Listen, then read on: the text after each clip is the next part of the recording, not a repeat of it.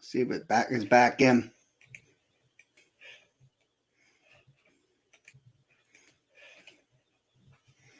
Transfer has first down for Arkansas. The ruling on the field has a completed catch for first down. The Green Bay is under further review. By the way, some of those pictures we showed you earlier, the miracle on Markham, Matt Jones or Richard Smith, Darren McFadden in 07 or 206. And it was the top 3 showdown in 2011. Did he control it through the ground? It was good to me. Ball ended up by his right shoulder pad. Yeah, it is back in. I just put it back in. So the ball secure.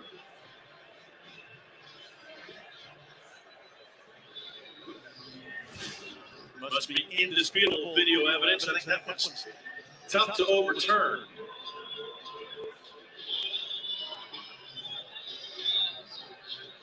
All I gotta do is hit that broadcast and it's back in. Okay, YouTube. If you're on YouTube, we're back on live. So we had some issues with YouTube, but we had them straightened. So we're back on live on YouTube. Nice adjustment on the football.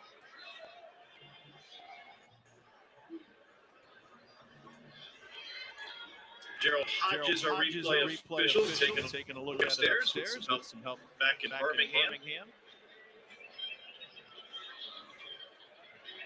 I took a trip to the replay center, by the way, at SEC headquarters earlier this season. There is some equipment in there. Holy smokes, you can watch a rocket ship.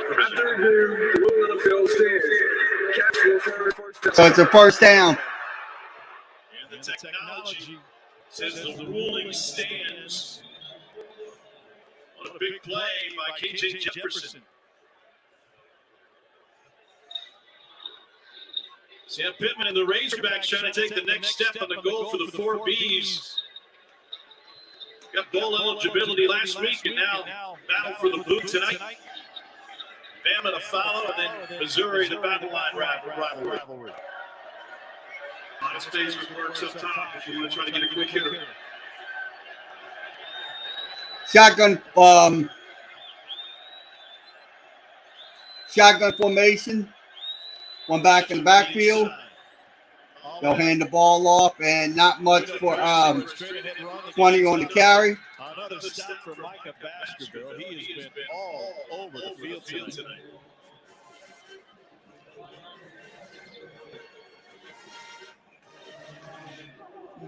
Those cutback runs for Dominic Johnson have been so successful. Maybe a little bit early because he has that patient run style.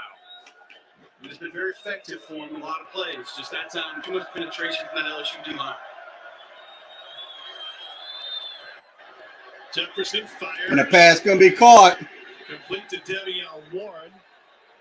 Cordell Flott with the stop. And Warren is slow to his feet. Durante Jones is so excited to have Cordell Flott back in this lineup. I want to try to match him up on Traylon Burks on third downs.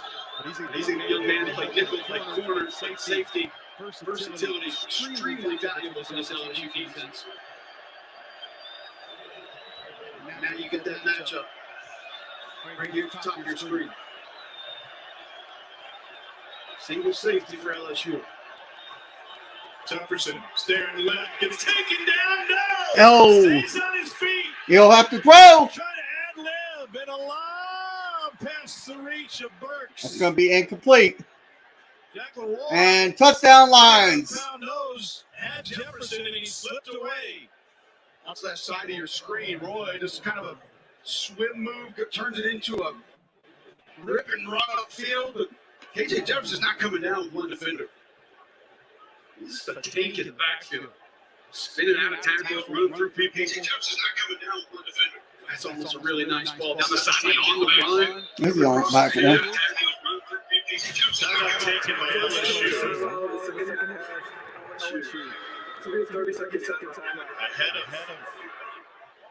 Will be a long field goal attempt for Cam Little, who's already made from 48. Extra point up, and it is good. So it's 56-28 Lions on top.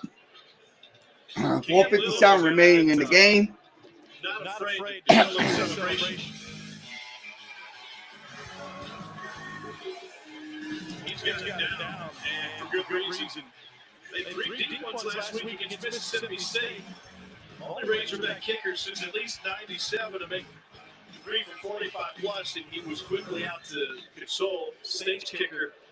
But the State kicker's 0 for 3, missed a chance for a game winner. Saw that little bit of Illinois kicker run to the opposing sideline after hitting the game winner. Saw the Akron kicker had like the toe touch high five. He asked Pittman about it. He's like, "Yeah, you're not getting any kicker head coach celebration in these episodes." 54-yard attempt. It's going to be a fake. Go try to go to the left side. Go try to go, and he gets out of bounds. A 23-yard fake field goal. What a call. Watch 70. Luke Jones right there. Gets the reads, caught across. Bauer, the punter, and the holder is able to pick up the first down. Isaiah Nichols, 93, is just right there at the top of your screen. He climbs to the second level. This opens up the floodgates. I just split zone, too. You saw tight end come flat across the line of scrimmage. Blake Kern, nice block. That's great execution of a great call. First and 10. They'll hand the ball. Jefferson will pass. And And the block. They take him down. It's that's going to be Baxter all. with his 11th tackle of the game. Boy, Trey Knox had so much versatility, a lot of value because you have to identify him as a wide receiver or linebacker. Nice job stop walking on the blitz, but then he gets out from the route, but Baskerville had to be on. Have to capitalize on that fake field goal conversion if you're Arkansas. They'll go to the run. Dominic Johnson just shy of the 10. It's a stop by Damone Clark. He and Baskerville have combined for 22 tackles tonight. Following Trey Knox coming around, and that's the thing about Knox. He doesn't have a tight end body just yet, but he's willing to act like a tight end.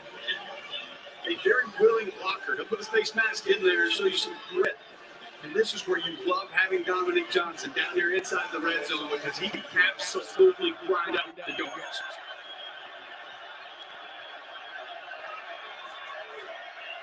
On 3rd and 7. Into the end zone. And he'll throw it.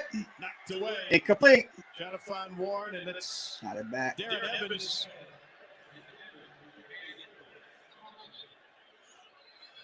Maybe it's a timing off here. Up front time, I'm not sure if the snap came a little bit early. Sellout blitz. 0 blitz again for LSU. All the defenders up. The D-line flinches. Stromberg snaps it. Now, that's a freeze play. It's the correct move by Stromberg. But you have to make sure the defender has crossed the line of scrimmage before you get that snap. They fake the last one. This one from 28. A chip shot for Cam Whittle. Field goal is good. Razorbacks. So they're up playing the 13 to lead. 10. The fake field goal got them an extra 23 yards. They still didn't find 7, but 3 good enough for the lead. Well, the momentum certainly shifted here late in the third quarter. Let's take a look at the 5-star play of the game, brought to you by Yellowwood. KJ Jefferson, staying alive on a near sack, is able to find Dominic Johnson with the touchdown pass for 43 yards. And then the pick by Slusher taking over for Jalen Kellogg at safety. They followed it with a fake field goal. There's so much pressure on coaches in the SEC, but he said there was more pressure on me when I was the O-line coach at Georgia. And now with Ed Ogeron, knowing he's not here next year, it feels like both of these sides are coaching with nothing to lose. It's a little loose out there, absolutely. But that's part of Sam's personality. He's just a fun guy to be around. He wants to give this team the best opportunity to win. He knows Coach Tyke's not going to do that. Guys running around nervous about screwing something up. He doesn't want those kind of players. He doesn't want that mentality on his team. Touchback ball spot at the 25. It's amazing to think about how far ahead of schedule Sam Pittman is. at Arkansas. 19 wins he has for the Razorbacks. In the previous 36 games, the Razorbacks had 8. It's just unbelievable to think about where this program is. You mentioned the goals, Tom, that they've laid out here in the second half of the season. Already knocked out a couple of those. Been fun to watch what he's done. And they're far from done. Same with LSU. So run play coming up. For a pickup of 5.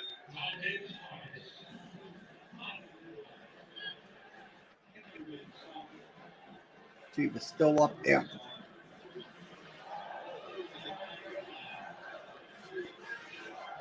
Nussmeier 9 of 17 for 96 yards tonight. Mhm. It's been a slog of a game for both offenses. Movement, and there's the flag. And it's going to be a flag on the play.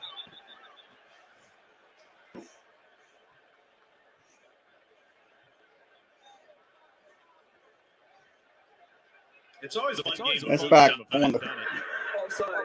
Defense number 9. So it's going to be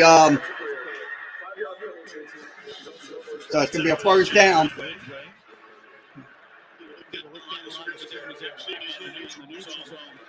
There's really offensive coaches. Tom, we're coaching a lot. The defender jumps. Don't flinch. Just go get it. Yeah. And they'll get the flag. So nice job by Brad Davis, the former Arkansas offensive line coach, now at LSU, having his group coached up.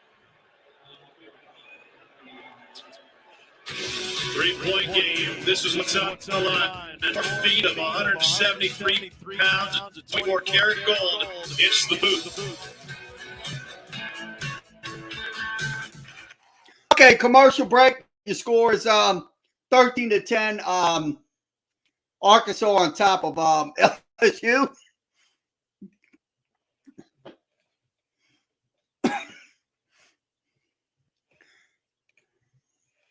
So we'll wait for the feed to return. Score is still 13-10.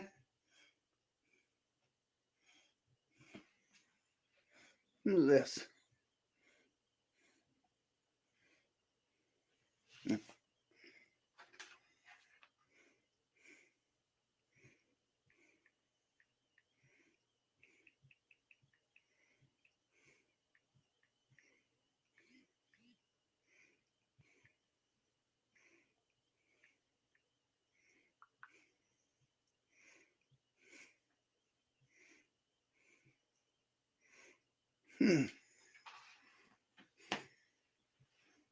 Move back up.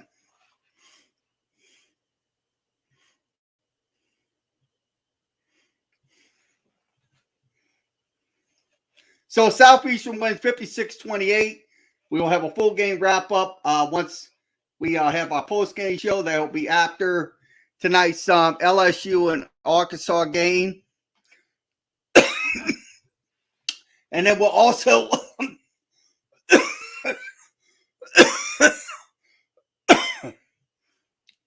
have Pelicans.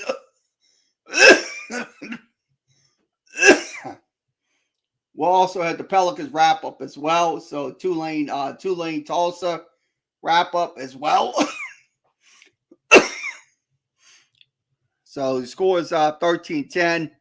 LSU down to Arkansas.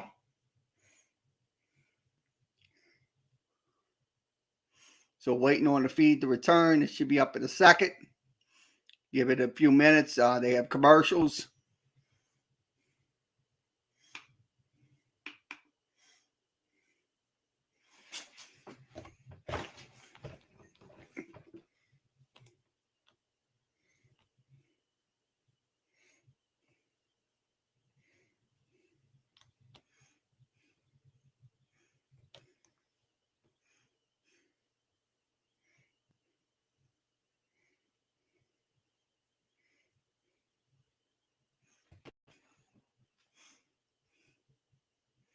Game will be back on in just a few minutes.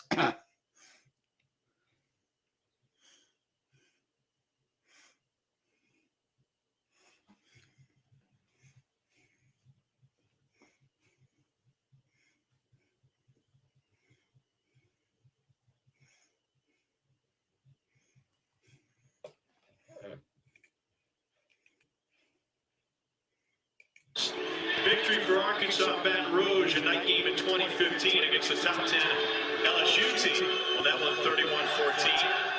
Last year, an Arkansas roster besieged by COVID injuries hung tight, and LSU won with a blocked field goal. Okay, shotgun formation.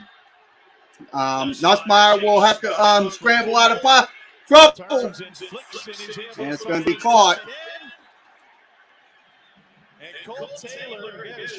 So Taylor makes the catch. Impact the game here tonight with a big pickup. Blitz off the edge from Butler pulled by. You were going to negate this. Nice job by Nussmeier just escaping the pressure, finding his tight end late. Okay, shotgun formation. One back in the backfield. Second catch for Taylor since September. They'll run the ball. That's going to be Davis Price on the carry. So 8 on the carry for him. Davis Price, a running back that Jacob Hesser would probably describe as only having 2 directions on his compass, north and south, and a lot of north on this run. Just an excellent ability to be able to bounce, keep that pad level low, legs churning. It leaves 2nd and 2. So 2nd and 2, handoff again. That's going to be Price. One up the middle, and he's going to get a first down. 13-yard run. We got a big time battle going inside. Liam Shanahan, John Ridgeway. Watch the middle of your screen. Look at Ridgeway. That's 2 gapping, but he just gaps back a little bit late, and that gives Davis Price a little space. To Palmer quickly. He's got it for a gain of 5. So a gain of 5 for Palmer. I'm going back to that previous play. That's a win for Ridgeway. You push the center back about a yard. You're 2 gapping back and forth, and then you just come back a little bit late. And then rolling that pass is fine. Remember, this is an LSU offensive line missing 2 starters tonight. Garrett Dellinger starting left guard for Ed Ingram. Marlon Martinez starting at right guard for Jason Hines. Dellinger just a freshman. Pressure coming from the edge. And it's going to be a run up the middle. Forward progress gets 1 for Davis Price.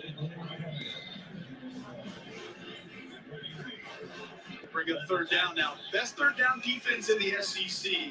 Barry Odom's group is allowing the Bulldogs to convert 30% coming into this game. On 3rd and 5, it's Davis Price again, tripped up. And that's going to be a first down. Just short. Well, Algernon told us, he said, we feel like we got nothing to lose as a step. We'll keep the offense on the field on 4th and short. So let's go for it. So we're going to go for it. No, they won't. He swaps with Kiner. Plenty of time on the play clock. Both sides sub. 4th and a foot. Davis Price. And Davis Price. Sneaks over to pick up the first down. And he will get the first down.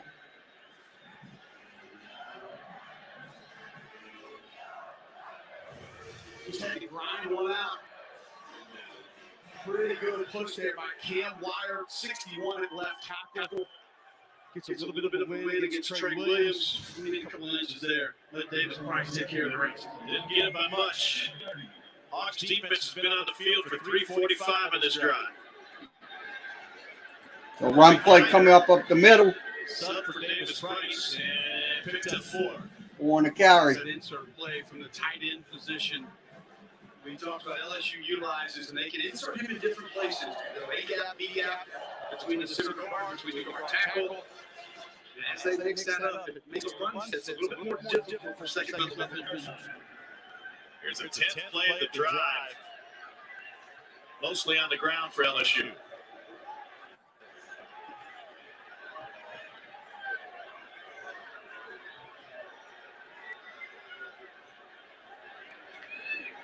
Drops back. Coming. Goes to pass. And Incomplete. almost caught.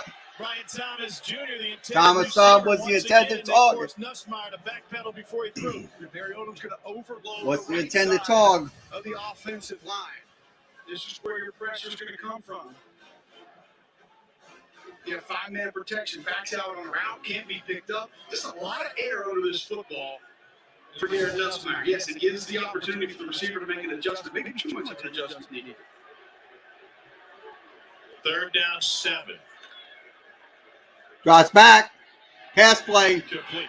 Incomplete on the pass. No flag on the play. Take Peach, the offensive coordinator. And to his left, DJ Mangus, who calls the passing downs on third. And they come up empty on that one. So those are the reps there for me that are so impressive from me. So field goal coming up for the Tigers. Be able to get your defense off the field on third down. That is a massive win. 45-yard attempt from Kent York. He was short on 55 the other direction. Snap, plays, kick up, and it is good. We're Tied up at 13 with 10:53 remaining. Okay, once again, the score 13. 13 tied up. Scoring play drive was 12 plays, 48 yards, 4 minutes and 44 seconds off the clock. Your score is 13-13. So that was your score play drive. Okay, so let's go ahead and give you scoreboard updates. Let's go ahead and do that. So I'm going to pull my phone and give you a scoreboard update until the LSU game comes back up. Oh, shoot. I hit the wrong button. Okay, it is Ole Miss on top 15-13, so 15-13. Air Force on top 35-21. Arizona State on top 34-24. Notre Dame on top 28-3. Wake Forest on top 31-27. And Kansas on top of Texas 42-35. And Colorado on top 10-7. And also Oklahoma State on top 35-3 in their game. So we'll get back to the LSU Arkansas game in just a few minutes. So let's give you an NBA score recap. NBA score. Okay, NBA scores. Miami wins, loses 111-105. Miami wins. Pelicans win 112-101. Indiana wins 118-113. And also Washington wins 104-92. And Toronto wins 121. Detroit wins 127-101. Excuse me. We'll get back to LSU football. This one was easy. Mississippi State down 28-3 goes on a 40-0 run against Auburn on the Plains to get the 9-point win, guys. All right, thanks. We talked to Barry Odom about that game right before kick here tonight. He said that air raid defense is so hard to defend for 4 quarters. If you think you have an answer, you can assume that Mike Leach has a counter coming. AJ Green, chance to kickoff is going to be the return. And it's going to be to the 30-yard line. One day in the SEC, so we take a look at the road to the championship. Brought to you by Mercedes-Benz. Georgia fell behind early to Tennessee, rallying for a 41-17 win. Undefeated in the East for the second season under Kirby Smart. And in the West, Alabama trying to get to the championship game for the 7th time in the last 10 years. West still up for grabs. Bama, non-conference, hammered New Mexico State 59-3. Bryce Young, pretty good day, 5 touchdowns all in the first half. Run play to the left side. No, right side, excuse me. No. Lean on you for that one with all of your I got to say all your chickens and eggs back and forth on the line you've been doing. Coach Hewlett, Terry Townsend's on the field. We got extracurriculars, and that will bring a flag, and you cannot afford to do that in a game like this.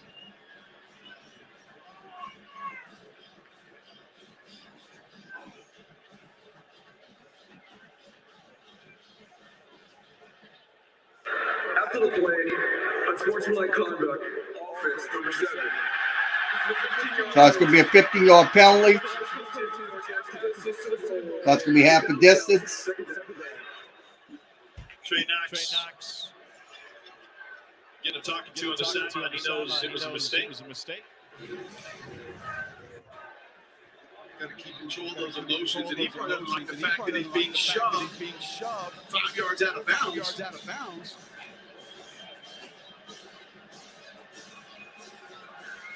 And it continued back on the field, and that's whatever he said.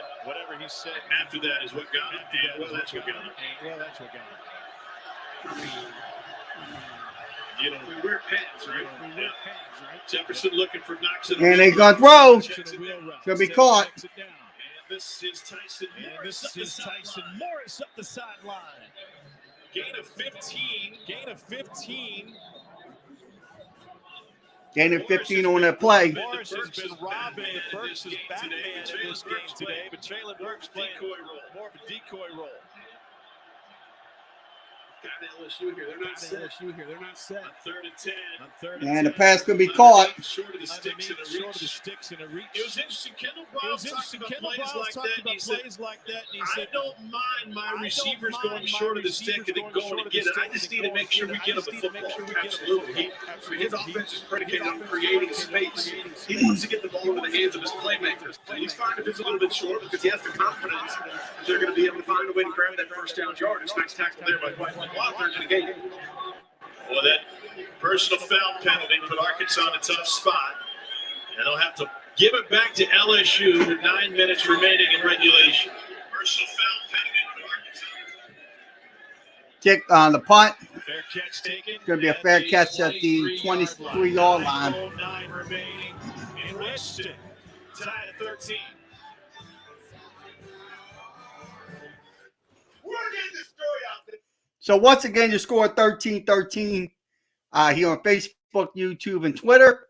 We are live. Also, we are back live on YouTube. We had a little issues with YouTube, but we got them straightened. So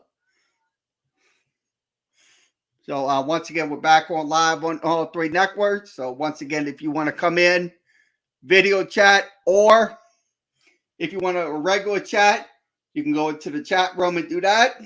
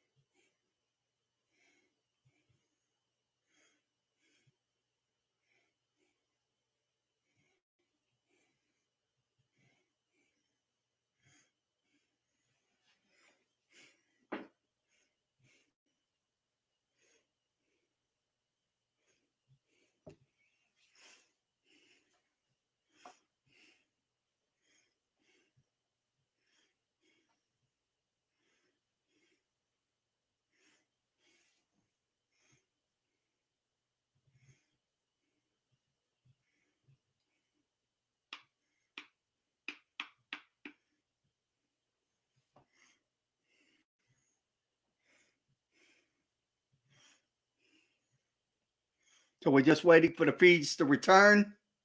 Okay, after tonight's game, post-game coverage, we'll have New Orleans Pelicans recap. We'll also have Tulane football recap. We'll also have Southeastern football recap. And we'll have Tulane football recap and also LSU game recap after tonight's ball game. He's a hometown connection brought to you by T-Mobile. Each week we highlight a player's connection to towns across the SEC. Davis Price from Baton Rouge. Kevin. Yeah, he was Superman. You see that under the best jersey. Davis Price has to wear number 3 to get here as a freshman. Not knowing at the time the fall, the all-time leading rusher at LSU would eventually become his running backs coach and pay the ultimate tribute to Falk. He lost his daughter early in the season by setting the school record in the win over Florida. Just one part of makes that relationship so special. Ty Davis Price plays for his daughter Brooklyn Davis Price, who was born in July with his girlfriend Tiana Lane. Has the Brooklyn on the iPad. On the iPad. Okay, hand off to the right side. And that's what his coach, number 3, was able to do. I asked Kevin Falk on the field before the game, just what separates Ty Davis Price. And he said, trust. He trusts his system. He trusts his own line. He said, it took a long time for me to earn his trust. Even though he looked up to me, I knew he did. But we had to earn that trust together.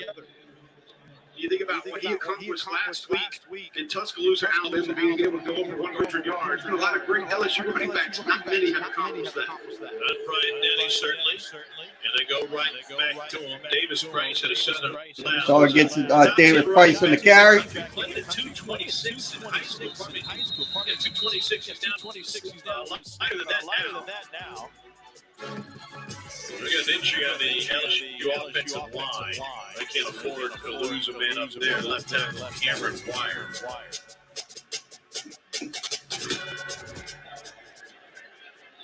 Last 4 games, Davis Price nearing 150 per game, thanks to that big game against Florida. They didn't get too creative against Florida, did they?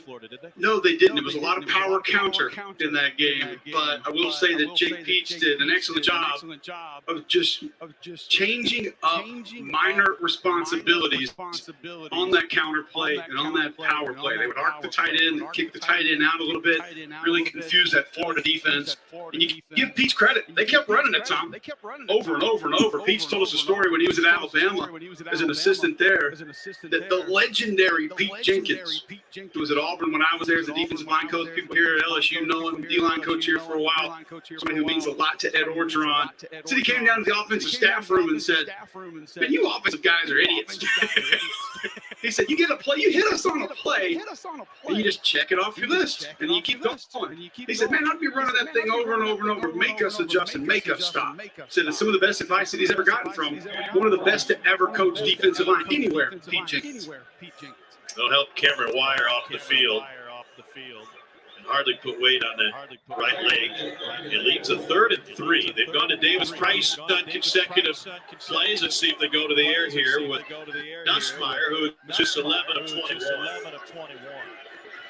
Okay, shotgun formation.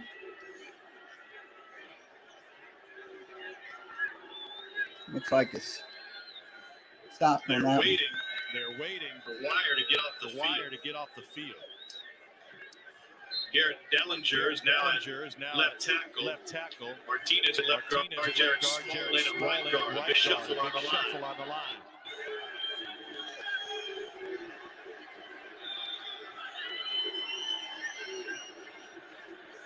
Shotgun, he'll drop back. He'll throw.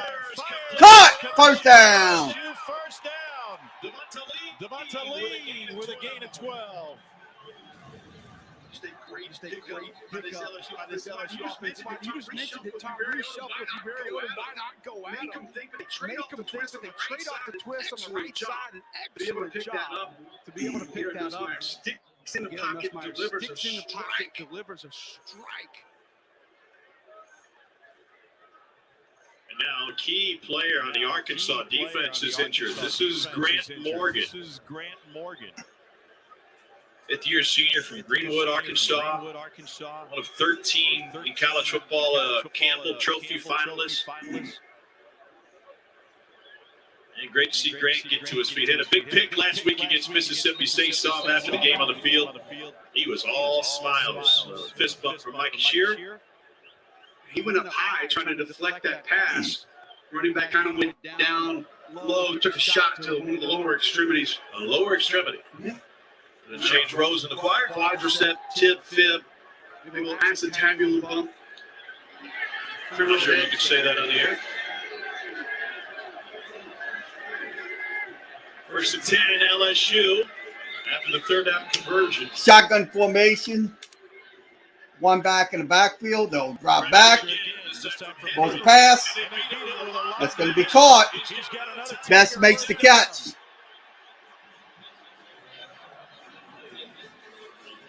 Impressive poise from the freshman, Garrett Nussmeier. to pull out of this play fake, understands pressure's there, but guess what? We got to wrap right under your pressure. And then out into round. End the round run. Stop by Bumper Pool. Bumper Pool is one of those bumpers on the pool table there that you just couldn't get around. Nice read, excellent hit on that play. Just staying at home. A little trickery by Jake Peets.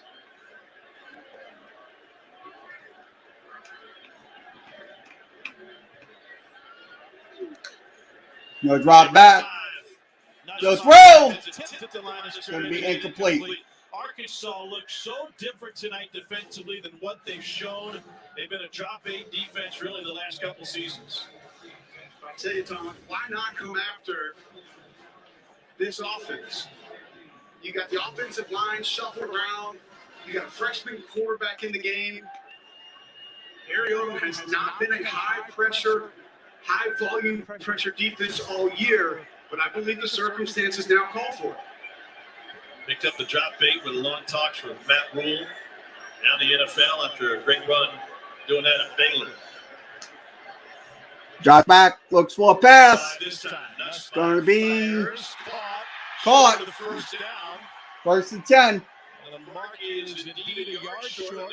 So it's going to be a yard short. 3 yards short. 3 yards short.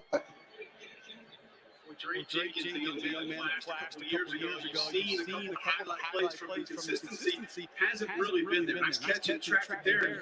Garrett Nussmeier showing a nice ability on the move to be able to stay accurate. 4th and 3 in a tie game.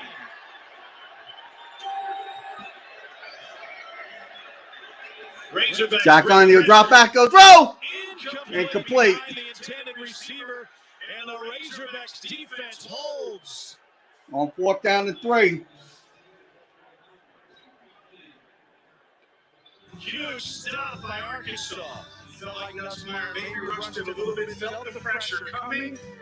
That ball just out of hands too quickly for Drake Palmer. Okay, once again, your score is 13-13. Another 3-0 for the LSU Tigers. That's not going to cut it. In that game, in a game like that, they have to score. So that's the biggest concern right now going into the last few minutes of this game is scoring.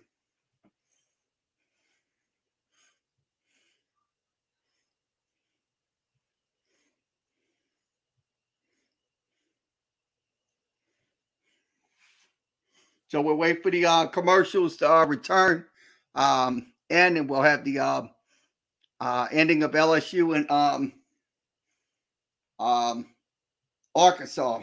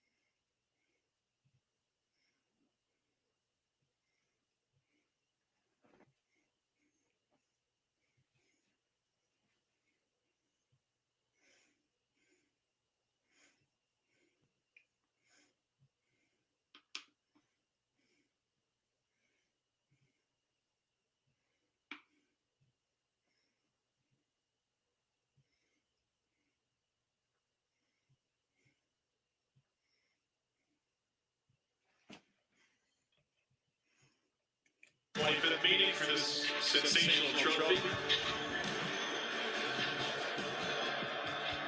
175 pounds of gold. Shotgun formation for Arkansas. Yo, you get some pressure. Nope, no, he's on his feet. KJ Jefferson has been Houdini tonight. Jay Ward slid right over the top and turned into a 2-yard gain. So it's only a 2-yard gain. KJ Jefferson. He's not going to go down. One defender. Just shoulder shrug off. He's been able to survive some serious pressure in that Arkansas backfield tonight. That big body is doing some work. Panola High School in Sardis, Mississippi. Number 4 dual threat quarterback in the country. But every sport you can imagine growing up. God's back, you will run. The pressure, he takes care of it himself straight ahead. Roy brings him down, and that's going to leave third and long. So it's going to be a 3rd and long inch. 3rd down and long. The design quarterback runs. It's a great call. LSU playing light in the box, so trying to chip away. Maybe you can break another tackle and grab that first down yardage. Grab the side of the face mask first. Kendall Briles, OC. Third 14 and 3rd downs. I think Deontay Jones wants to heat it up. LSU changes its look. Here's Burks in motion. A decoy again. Going to be a pass. Knox, and Knox is taken down right at the line. So it's going to be a catch in the, close to the first down for Knox. Shy of the first down. Near midfield. And they'll measure. Move Traylon Burks back across the line of scrimmage, and then just a little quick replay for KJ Jefferson. Gets it out there, Knox makes one miss, comes up just a little bit short. So assuming this measurement leaves it short, Arkansas has 3 timeouts left. It's a tie game, 4:23 to go. What does Sam Pittman do on 4th and short? I think he would punt the football. Because I think you've got a little bit of momentum here in the second half.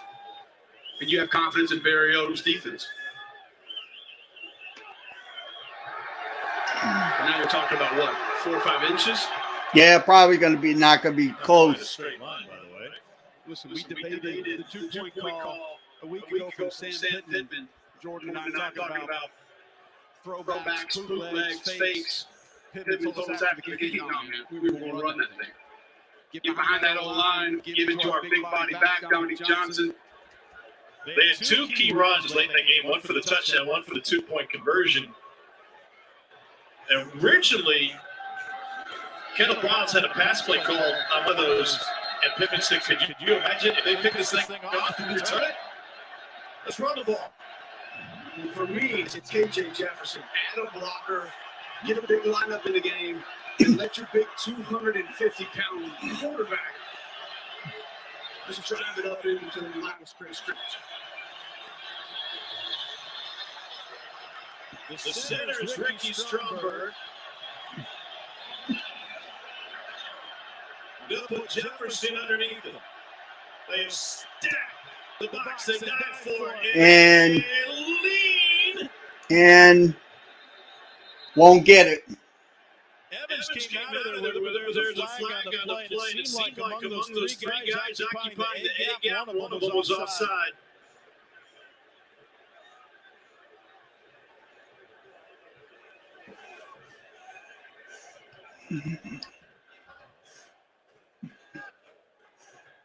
It's one thing to have your helmet across.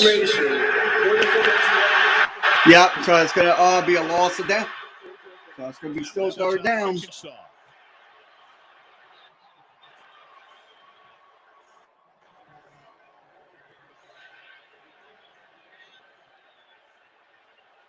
Arkansas is going to get hit for illegal formation. I think Sam Pittman is as startled as we are about a call.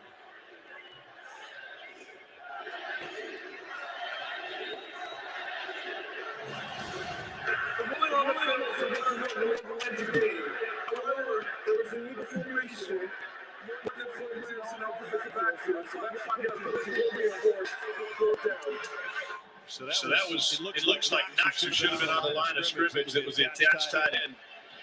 It would have been a first down without the penalty. Instead, they'll punt it away. So it'll be a 3-and-out for Arkansas. So they'll have to punt.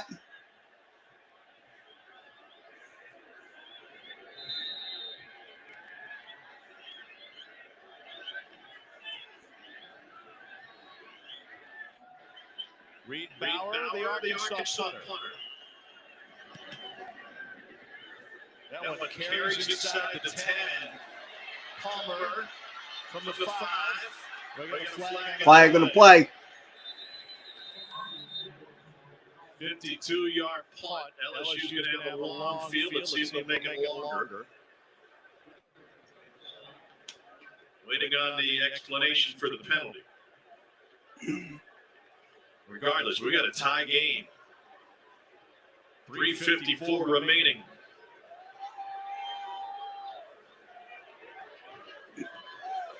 Nussmeier's played the majority of this game after Max Johnson ran the first 2 series. During the return, holding. Receiving team number 5. Got to be a long field for LSU. Razorbacks, Tigers, tied at 3. Okay, tied up at 13 here in the last few minutes of the game. So commercial break.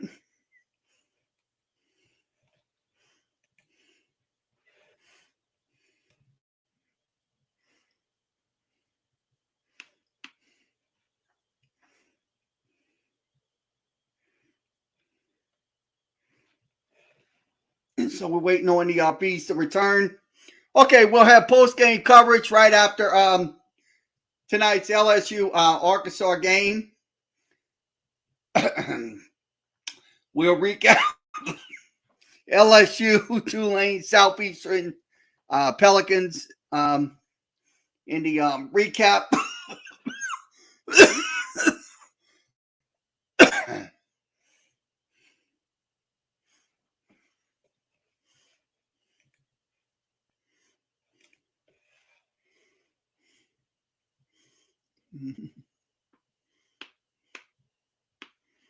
Mm-hmm.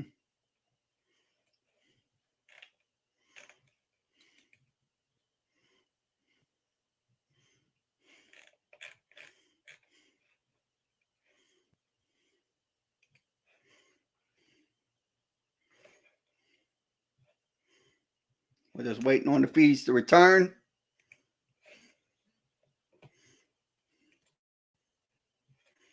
Should be up in a few minutes.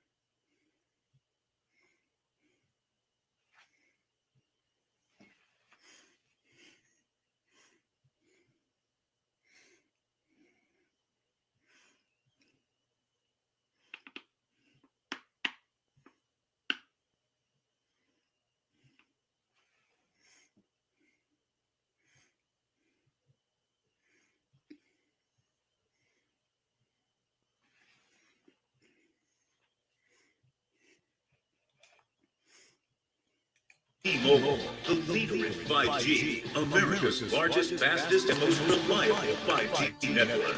And in part by new Coca-Cola Zero Sugar and Wendy's Hot Crispy Fries. Try the best combo ever today. A lot of mismatched combos of that LSU offensive line. Cam Wire still out of the game for the Tigers. Garrett Dellinger in at left tackle. More on that in a moment. Nussmeier from the end zone. And he will throw. Pressure. And caught. It's a pickup of 5. Let's check 5 on the pickup. Well, we saw Cam Meyer being carried off the field a little bit earlier, or helped off the field, should I say, and he is out of the injury tent now. He does have a boot on his right leg. I'm told it's an ankle injury, and he will not be coming back into this game against Arkansas. They just brought Marcus Dumberville onto the field. Is LSU goes jumbo to the right side, an extra tackle.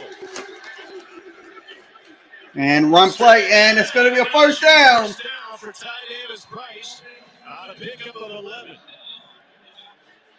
So he just wraps that right around left tackle Garrett Dillinger. That ability to just get north and south immediately makes Ty Davis Price such an effective runner. You have to have a ton of space.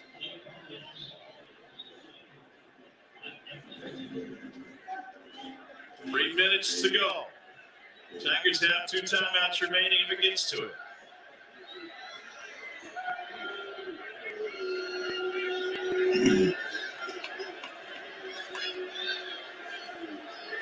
Shotgun, they'll hand the ball off. And that's going to be Price getting the first down. 13-yard gain. It's just so tough to handle the back that can bounce like this. Watch the nose guard Ridgeway. Great push on the center. But you have to have second level help come up and fit the run. Ty Davis Price just another big jump cut, immediately getting north and south. He's over 100 yards again, 6th time in his career.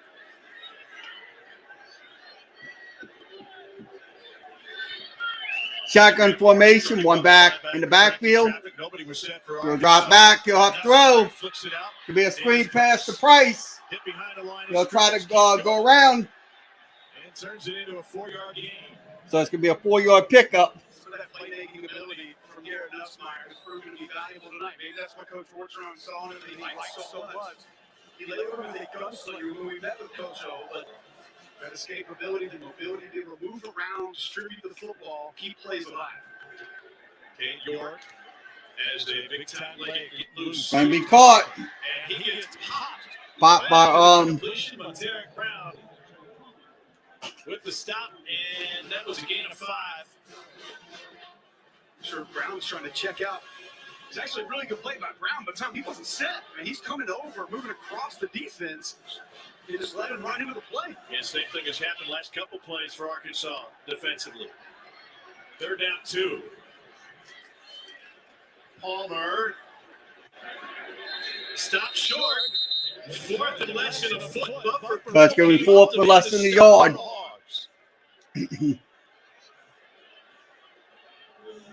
13th tackle of the night for Poole. A minute to play in regulation. What do you do? Ed Orgeron said, Coach, like we got nothing to lose.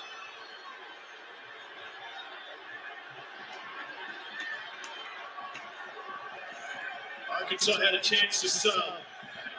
42 seconds left in regulation. I don't think they're going to snap it.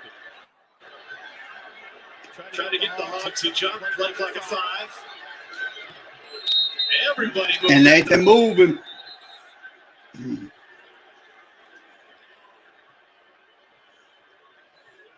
If you're LSU, no harm, no foul with the offensive line moving. You're going to take a delay game penalty anyway. More than likely, but Nussmeier's reaction looked like they had a play. Deculus' reaction looked like they had a play.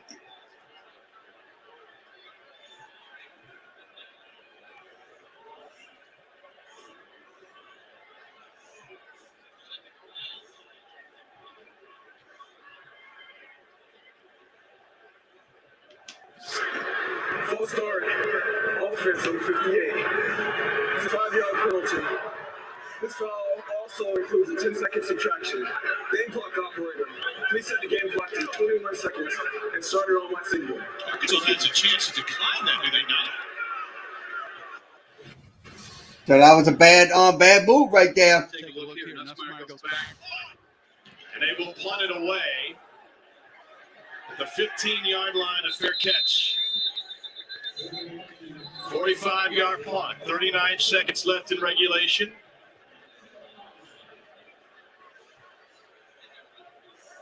Clock didn't run.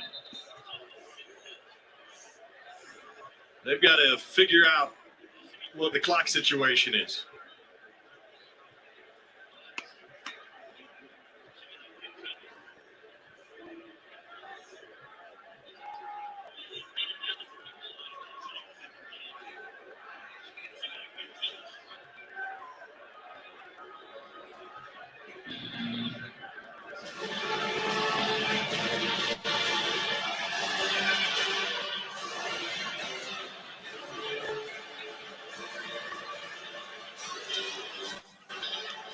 Originally, there were 31 seconds left after the penalty. They said take it to 20.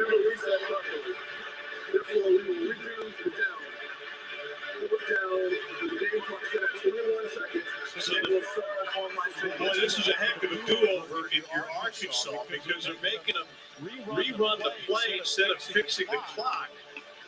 And they'll come back down to this side of the field and punt it again. And if you're Arkansas, send the house. Absolutely. I don't think the players on the field are fully aware even after that announcement. Ed Linesman talking to Sam Pittman. That sums it up right there.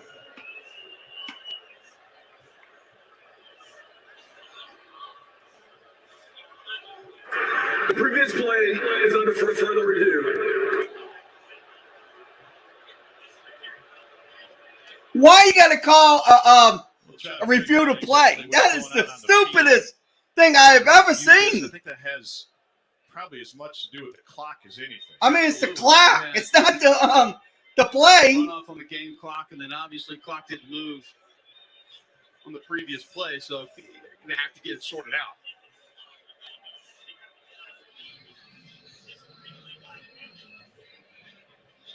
I would not be surprised if the replay booth buzzed him and said, hey, we shouldn't be replaying fourth down. We'll figure the clock out, and we'll take it to the end of the play. We can go back and tell you what the clock should be.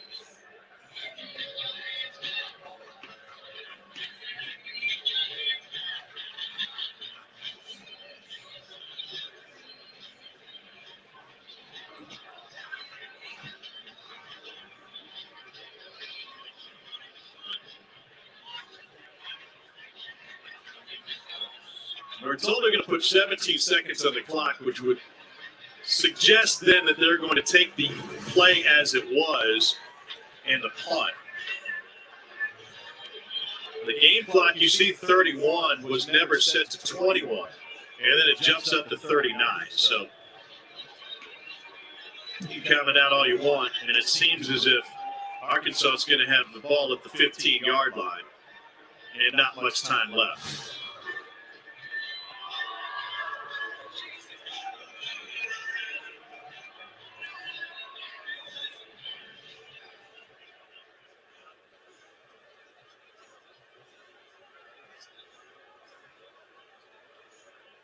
Been something. After review, replay has positive evidence that the game clock should be set to 17 seconds. The ball will be placed at the 14-yard line or will be first down for Arkansas.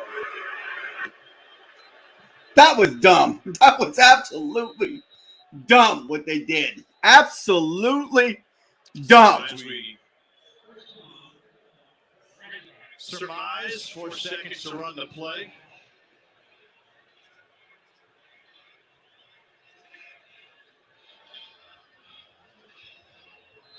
And Arkansas will take a knee and send us to overtime. Yeah, they're going to overtime. Arkansas could have declined the 10-second runoff, but Sam Pittman must have been happy to send this one to overtime. LSU hasn't played an overtime game since the longest game in college football, 7 overtimes at Kyle Field in 2018.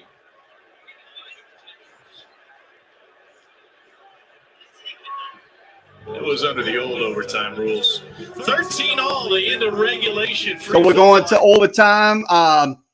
They should have never, like I said, they should have just kept that clock rolling at 21 seconds. And they would start the possession at the 15-yard line.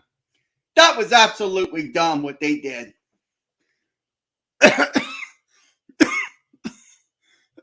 So we are going to overtime. The score is 13-13. Tigers and Razorbacks. So we will be here for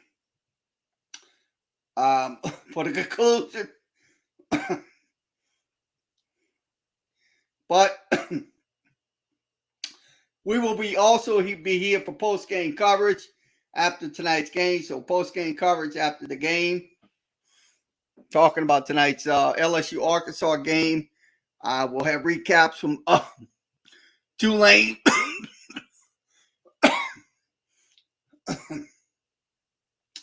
we'll have recaps from Tulane, Southeastern, Pelicans tonight. Pelicans did play tonight. They did win the game against Memphis, so we'll have that recap for you.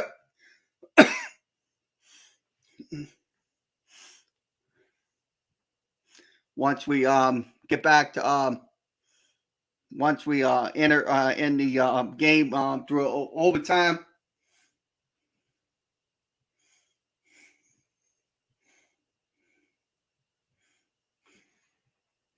Okay, appreciate it. Yeah, we had a little community without the comment, without your commentator.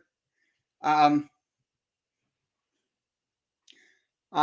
you for the live feed without your commentary getting pulled for copyright. Yeah, we had a little issues. They said it was deceiving and stuff like that, but we fixed it, so we got it back on live.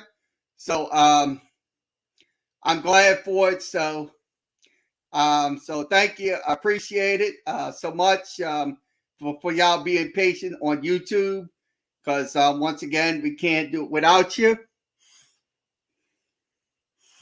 So we'll have the game back on in just a few minutes. Commercial break. We are going to overtime. The score is 13-13. Arkansas. In LSU, excuse me. Yes, I am. I cover LSU, Tulane, Saints, Southeastern, and many more. Trina was the head coach at Arkansas back in 2009. Year before in that game, Arkansas pulled out a win under 30 seconds to go. We're told that with that runoff, with 31 seconds left, that Sam Pittman had the opportunity to decline the runoff, but elected to take it. Got wanting to get to overtime here and after the coin flip. Arkansas has won the toss and elected to go defense first. We'll play on this end of the field. So it's going to be Arkansas won the toss. They'll play on the other side of the field. Kickers out there getting loose before the overtime, right? Why not? Yeah, just go out on the field and kick a few. Both sides can get York. I don't even need a holder on the other side. Arms away. Arkansas's last overtime game, 2017 against Texas A&M. Okay, the overtime rules. Each team gets one possession from the 25-yard line per overtime. It'll be two overtimes. Second overtime must go for two. Alternate two-point conversion will be replacement for offensive possession in the third overtime. So LSU will get the ball. We'll get the ball first here in overtime. Nussmeier will hand the ball off to Davis Price, and he gets subvented by the Arkansas defense. Really nice job by Markel Utsey up front. Penetration forces Ty Davis Price to bounce right into his arm as opposed to a little bit of extra space. Nussmeier 17 of 29 tonight for 155. Two deep safeties from Arkansas, Barry Odom. We're trying to split the field with those two, prevent the deep shot. Shot on gun. He'll have to throw. He's getting under pressure. He'll be sacked. So 10 on that loss. Goodness gracious, you can't take the sack. Look at Henry, right side of your screen, goes all the way across the offensive line. Green dog blitz. He's waiting to see if the running back stays in protection. Running back does. He's got the green light to be able to go. Instead of coming north and south, he comes flat across the line of scrimmage, then he climbs and grabs a sack against Karen Nussmeier. Excellent play. It would be a 52-yard attempt from here. LSU desperate to get some of this yardage back at 3rd and 20.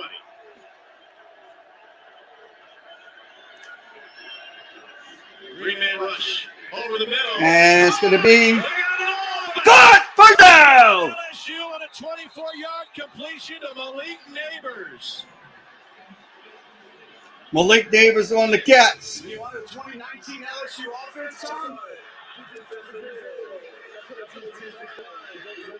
That looked like it. Attack the middle of the field. Some joke that they maybe better than any college quarterback in history. And Garrett Nussmeier following suit right up the seam, underneath the safety. Excellent throw. Dumerville back on the field as an extra offensive lineman on the right side. One play coming up. That's going to be Davis Price on the carry. The three linebackers Brings up for second Arkansas, down. all in double-digit tackles. Poole 13, Henry 10, and Morgan 11. They've been active tonight. Such an excellent group. 2nd and 8. LSU could still get a first down without a touchdown inside the 1. 4-down look here from Barry Odom's defense. A little bigger up front. Shotgun formation.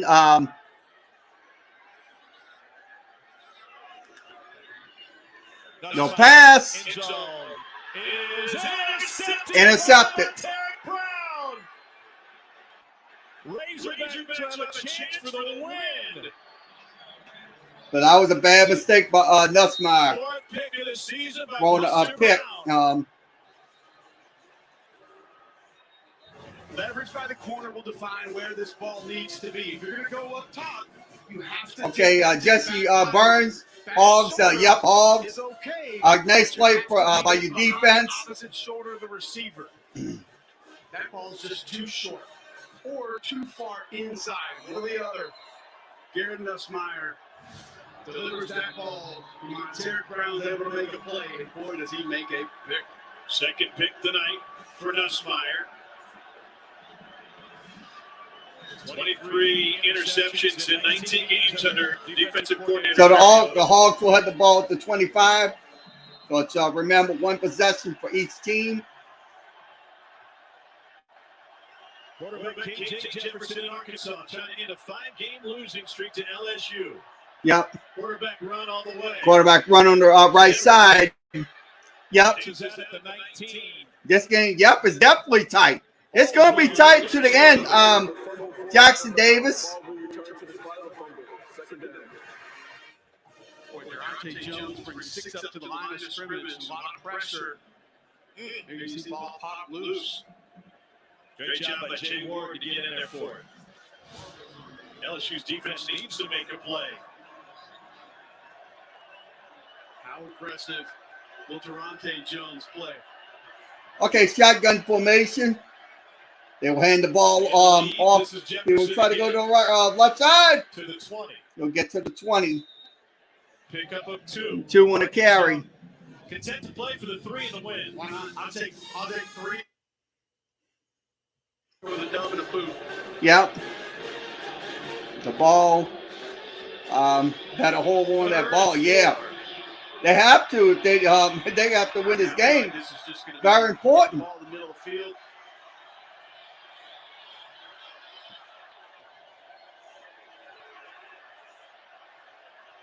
Wherever Cam Little wants it, Jefferson. And Jefferson will try to run. The ball takes it just inside the 20. So it'll be inside the 20-yard line.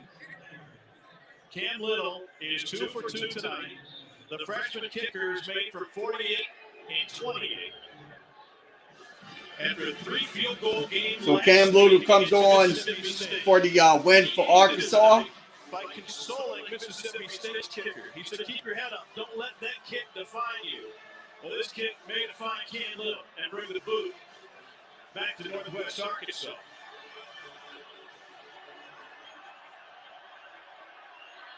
From 37 yards, So they'll ice the kicker for a few minutes.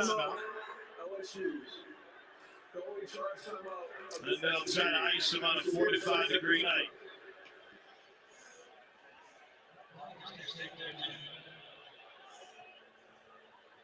But how do you summarize this one?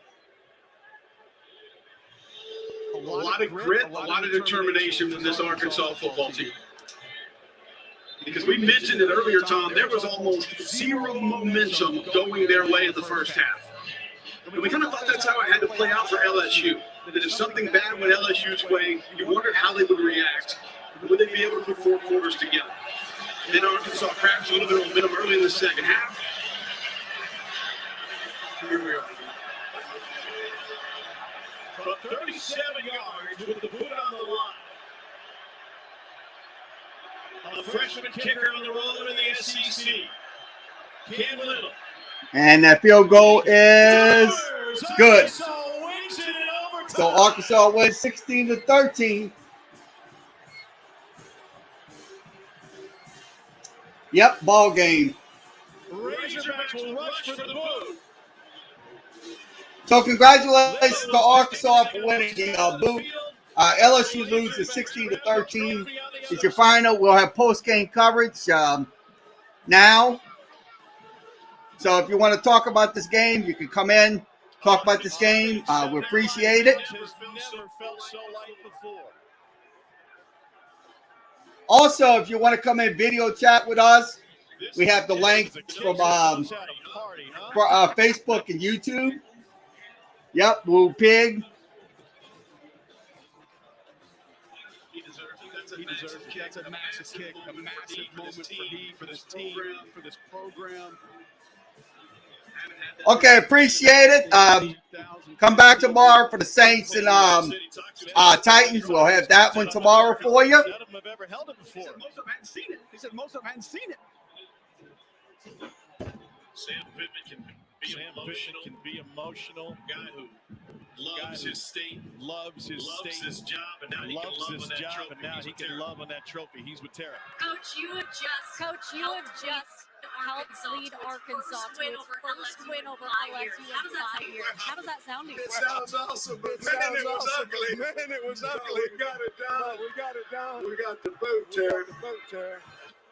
Little who has quite the boot as well. What did you think about him getting you guys the win in overtime? Well, once Mo picked the second field, picked it down there and then we were just trying to get a few more yards and then put it in the middle because we got Mr. Automatic back there, and man, did he do a nice job. Guys got ice water, man. For a young guy, did a heck of a job. Well, you guys rallied coming out of halftime, and your defense played exceptional. How did you feel about your team's performance, especially the defense? Well, it was hard. I mean, LSU's got a really good defense. We saw that last week. So it was really hard, on us offensively. And the defensive coaches did such a great job, and the players did a better job than the coaches. And then we just hung in there and made a big play, a busted play. KJ made a big play. And, man, it's nice to be a Hog right now. We just heard Grant Morgan say, yes, sir. Can we get it on from you? Yes, sir. Thank you. That was a little truncated. You said it was ugly. The trophy looked good, though. Arkansas snaps a 5-game losing streak to LSU. So Cam Little's kick was trailing to the outside, but he drilled it. It looked like it had a little bit of fade in the beginning. Right there. That was a nice kick right there. All I gotta say, I credit Arkansas in this game. I mean, they kind of came in this game to win. Final score: LSU loses 16-13 to the Arkansas Razorbacks. The next game will be the ULM Warhawks. That'll be next Saturday. Those two coming up next, the Arkansas Razorbacks. A lot to be happy about. For wearing maroon and white right now. And Ogeron and LSU will try to regroup with their season trickling away, and they get Monroe and then finish at home against Texas A&M. Not get any easier for Arkansas. Cam Little and the Razorbacks get Alabama coming up next. 16-13. Okay, final score tonight, 16-14. Thanks for joining us tonight here on LSU football coverage here. I'm going to go over tonight. I'm going to say this. Look, LSU, sure, Tyrone Davis-Price had over 100 yards tonight, but it doesn't make the fact that they didn't win this game. So I'll be honest with you, it's going to be a long road ahead for LSU because they're going to have ULM, and also they're going to have Texas A&M, and that's something. Look, if Texas A&M plays them like they did back in College Station back in 2018, I can guarantee you they will not survive that game. Period. End of story. So, the final score tonight, LSU loses 16-13 is your final score. So, we'll go over the final stats of this game. So, let's do that. I'm going to share the screen. And we'll go over the final game stats. Okay, final game stats will be posted on the screen. So I'm going to go through those final game stats. Okay, the final game stats are on the screen. 308 for LSU and total yards and 281 for Arkansas. LSU ran the ball for 108 yards on 42 carries. That's 2.6 versus Arkansas's 3.5. That's 139 yards on 40 carries tonight. Arkansas passing game, LSU had 200 yards passing, 21 of 37. That was a completion percentage of 57%. Arkansas 18 of 26, 142. They had a touchdown in the game. First downs tonight, Arkansas had 13 first downs, 8 on runs, 4 on passes. LSU had 20 first downs, 9 on runs, 9 on passes. Also 2 penalty yards. Got LSU the yards that they needed. So let's go through the offensive efficiencies. LSU went 1 for 2 tonight. Arkansas in the red zone went 1 for 1. Points. Okay, points. Excuse me. Both teams had 3 points in the red zone, so 3 points in the red zone. Time of possession, LSU had the ball for 32 minutes and 40 seconds. Arkansas had the ball for 27 minutes and 20 seconds in the game tonight. So that was in the game. Now, third down conversions. LSU went 6 for 18. Arkansas went 3 for 16.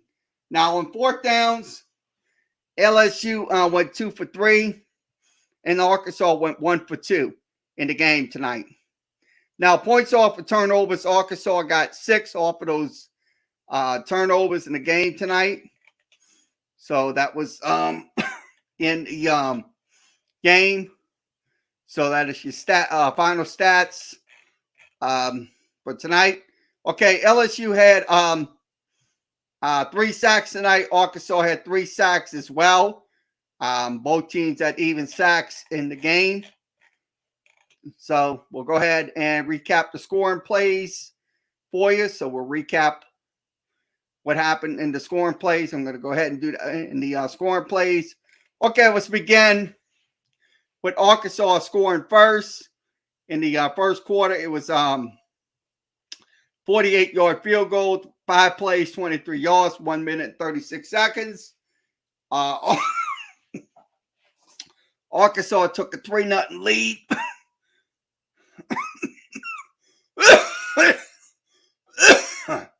Cade York kicked the 34-yard field goal, 9 plays, 28 yards, 3:04 off the clock, made it 3-3.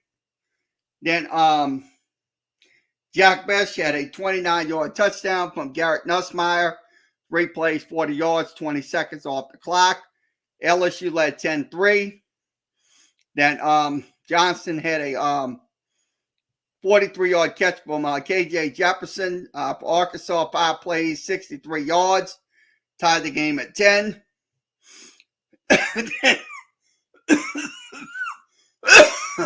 Then Cam Little kicked a 27-yard field goal, took 9 plays, 53 yards, 4:07 off the clock.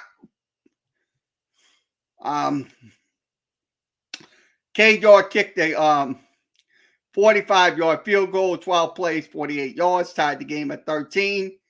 The game-winning field goal, Cam Little had a 37-yard field goal that was on four plays, 6 yards, 15 minutes off the clock. So that was in the overtime period. So your final score tonight, LSU loses 16-13. Is your final.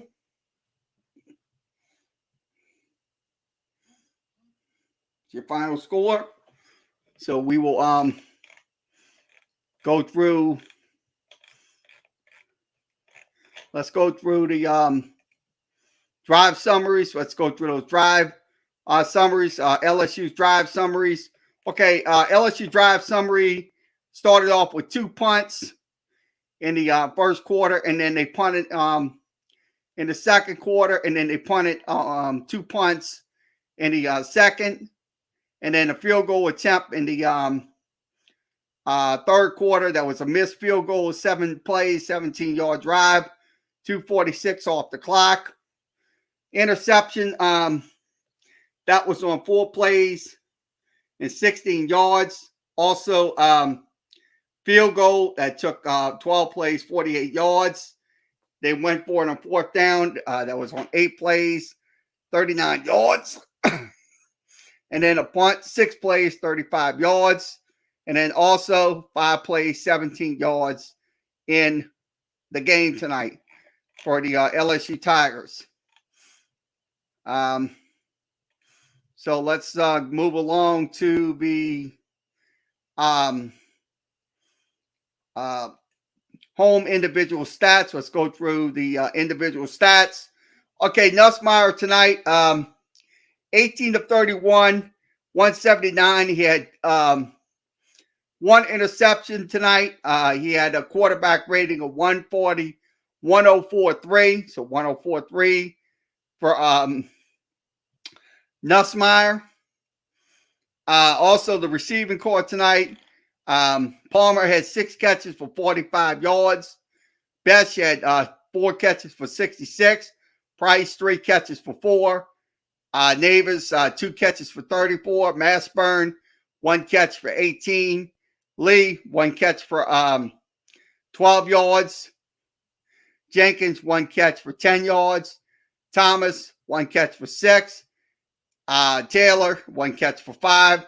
And Williams, 1 catch for no yards. Now, the running game tonight, the main carrier was Tyrone Davis-Price. He had 28 carries, 106 yards, 3.8 average. Connor had 5 carries, 12 yards. Williams had 2 carries for about 6 yards. Max Johnson had 2 carries for 1 yard. Goodwin, 2 carries for 1 yard. So that was 42 carries for 108 yards, average of 2.6 yards a game for the LSU running game. So that was field goals. Cade York, he only hit 2 and only missed 1 in the game. Now, the defense tonight absolutely had 3 sacks. Baskerville had 2. Clark had 1 in the game tonight. So that was in the team stats by quarters. Okay, these were first downs. LSU had 6 in the first quarter, 4 in the second, 2 in the third, 7 in the fourth, and 1 in the overtime period. So the first quarter, they had 9 of 21 passing, 14 carries for 42 yards in the first. Now, 7 carries for 1 yard in the second, 6 carries for 14 yards in the third, 12 carries for 58 yards in the fourth, 3 carries for 7 yards in the overtime period. So your final score tonight, LSU loses 16-13. It's your final score. Next game will be the ULM Warhawks. That'll be in Tiger Stadium next Saturday night. We will have game coverage for you here on Facebook, YouTube, and Twitter. So that will be forthcoming for everybody that's watched the game tonight. So we appreciate everybody coming in, giving us we had a little issues with YouTube. We did resolve them. So so we will be back on the air. YouTube will once again, we won't have these issues. So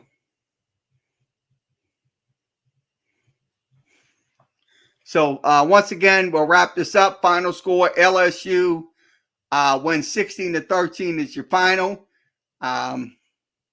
So we'll wrap it up. We will go over to Tulane this time. We'll go over the Tulane Green Wave. So Tulane Green Wave will lose the game in homecoming 2013 is your finals. So we're going to give you a game recap on that one. So let me put this in. So final score 20-13 is your final. Tulane loses to their next game will be South Florida. That will be 11 a.m. We will have that game for you. Next Saturday, hopefully it'll be on ESPN Plus, but we will have the game for you next next Saturday afternoon. So let's go ahead and give you a box score recap of Tulane and Tulsa. So I'm going to go ahead and give you those recaps. Okay, let's begin with our scoring summary. Tonight's scoring summary on the screen. Okay, Tulsa scored on a 10-yard pass play. That was on 12 plays, 75-yard drive.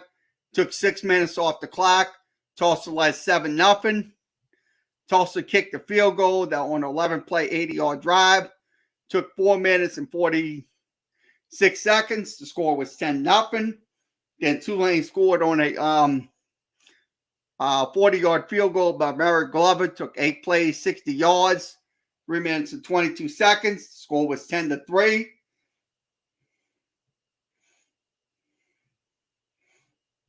And Tulsa kicked a field goal that was a 48-yard attempt.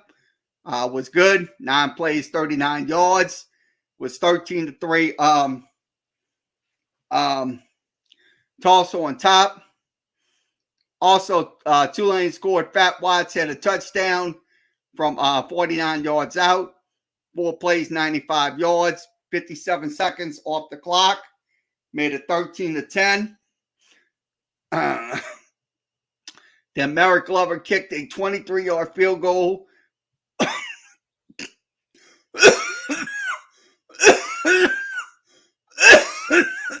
Excuse me. Sorry. That was on 7 plays, 59 yards. Took 1:31 off the clock. It was tied up at 13. Then Tulsa had a 15-yard touchdown run.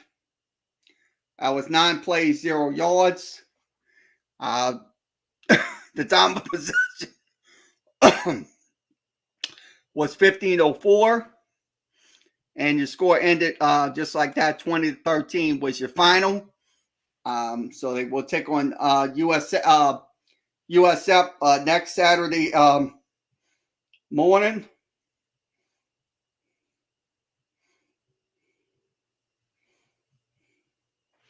So let's go ahead and give you the team stats of the game.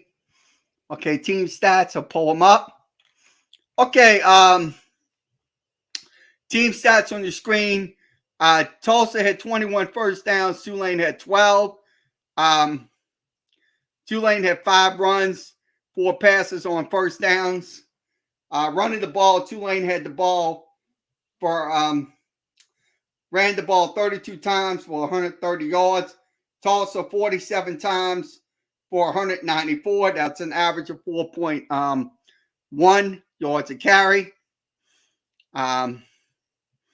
They gained 208 yards, but lost only 14. Now, passing game, Tulane had 178 yards passing, 13 of 31, 13.7 on the completion percentage, completion average. Tulsa had 180 yards, 88 yards passing, 19 of 13, three interceptions in the game, 1 touchdown. Now, total offense, Tulane had 308 yards. That was 4.9 yards per play on 63 plays. Tulsa had 77, and they had 382 yards on that one. Next one we'll go over is the downs and distance. Tulane went 1 for 14 in the game today.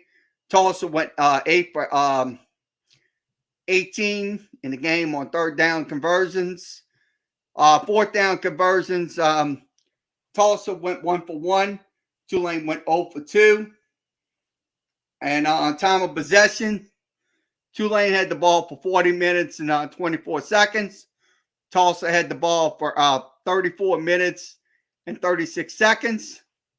Red zone chances, Tulane went 1 for 3 in the red zone. Not a good day for Tulane in the red zone today. Sacks, Tulsa had 2 sacks given up by their offensive line. And Tulsa had 2 sacks, 4 sacks against the Tulane offense, excuse me. So that is your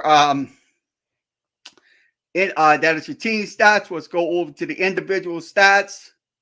Okay, Michael Pratt had 13 of 30, 178. He was sacked twice. So that was Tulsa's sacks.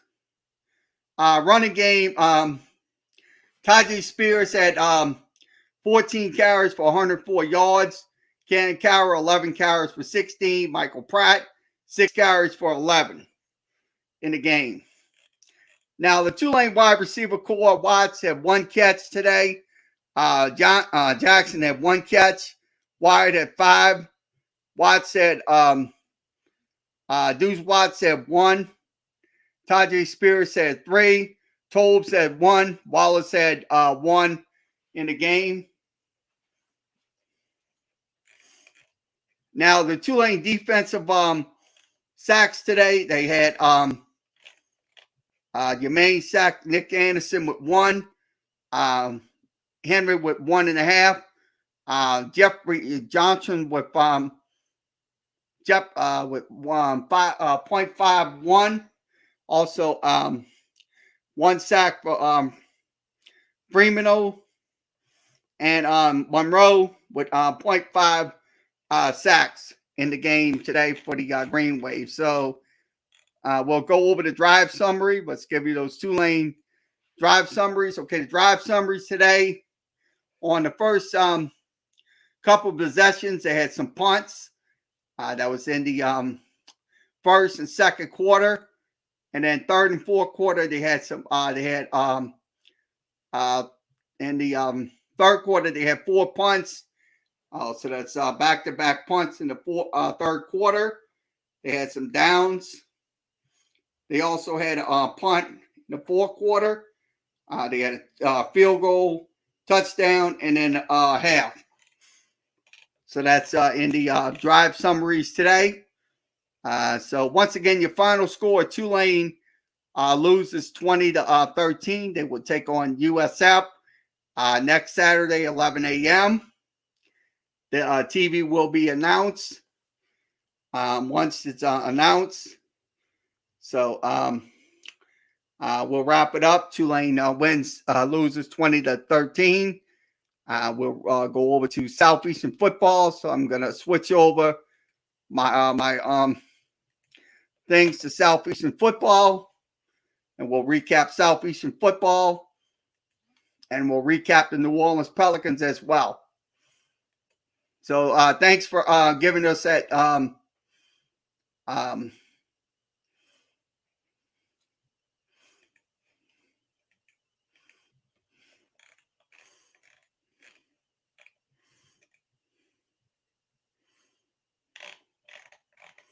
see if we got any box score football.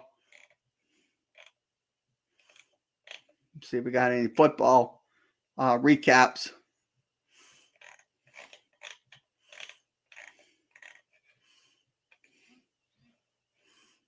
Okay, let's get the football recap. I'm going to pull it up in a second. If you're in here, thanks for joining us. If you want to comment about LSU's game tonight, you can post your comments in the chat room, or if you want to come into the video chat area, you can do that as well.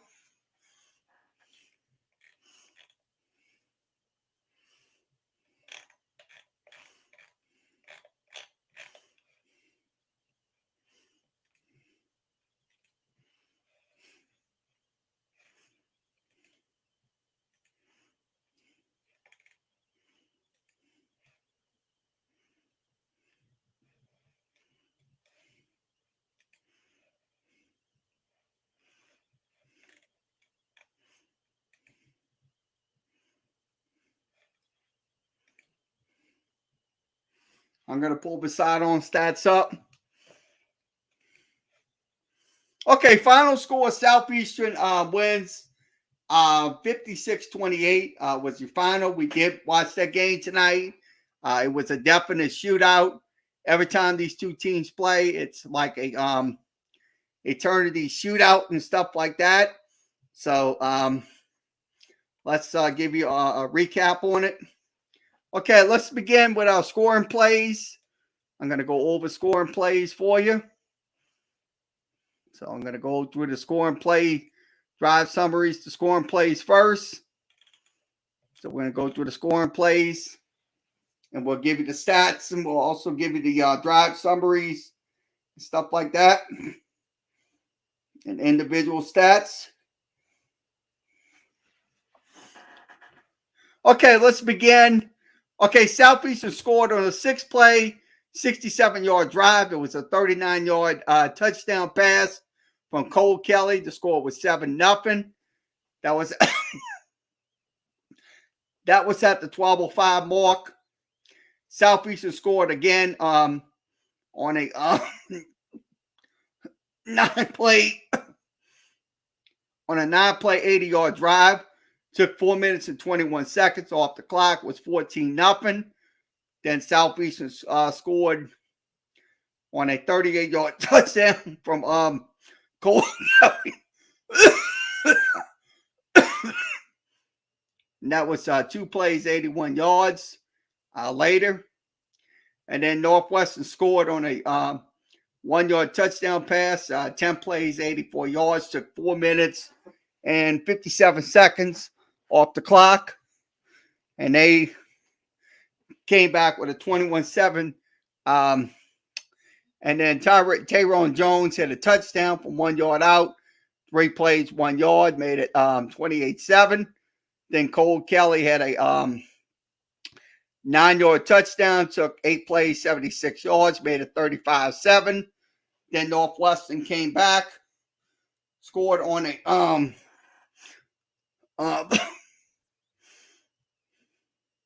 3-play, 70-yard drive, made it 35-14. And then Southeastern came back, scored again on a 35-yard touchdown pass. Took 7 plays and 75 yards, 3 minutes and 10 off the clock. Made it 42-14. Then the Demons came back and scored on a 6-yard touchdown pass play from Fletcher to Robbie Williams. It took 11 plays, 44 yards, 5 minutes and 22 seconds off the clock. Made it 42-21. Then Southeastern scored on a Cephas Johnson's 2-yard run. One play, 2 yards, 5 seconds off the clock. Made it 49-21. Then Caleb Fletcher had a 3-yard touchdown run. Took 8 plays, 75 yards. 2 minutes and 57 seconds. The score is 49-28. Then Southeastern scored their final score on a 10-yard touchdown run. That was on 6 plays, 46 yards, 3:08 off the clock. Score was 56-28, and that's how the game ended. 56-28 was your final tonight. So that was what happened. Okay, your drive summaries, I'm going to go through those with you. Okay, we'll give you those. Okay, the first 3 drives were touchdowns. So that was in the first and second quarter. Then you had a punt after that, those 3 touchdowns. And then the 3 touchdowns again, that was in the second and third quarters. That was on 3 drives right there. And then you had a fumble that was in the third quarter. Then you had a touchdown that was in the third quarter. And then you had a fumble. So you only had 2 fumbles in the game. So Southeastern only gave it up 2 times in the ball game tonight. Now you had the punt would end in the punt. So that was the half. So so that's how the drive summaries ended. So we'll give you the team stats. Let's go through the total stats. Okay, total stats. Southeastern had 23 first downs. Northwestern had 24. Running the ball, Southeastern had the ball 30 times for 143. Northwestern 37 times for 160. Passing yards, Southeastern had 411 yards, 25 of 28 passing. That was and the total offense on 58 plays at 554 yards of total offense. Northwestern had 386. That was on 73 plays in the ball game tonight. Now, on third down conversions, Southeastern went 5 of 8. Northwestern went 6 of 14. And both teams went 1 of 2. Now, let's go to the first quarter stats. Southeastern had 6 first downs to 5 for Northwestern. Rushing attempts, Southeastern had 9 carries for 48 yards. That was an average of 5.3 yards a pop. Also, Northwestern had 6 carries for 22 yards. 6 carries for 22 yards. Passing games, Southeastern went 5 for 6 for 104 yards. And Northwestern 6 for 10 for 53 yards. Total yards for Southeastern 152 to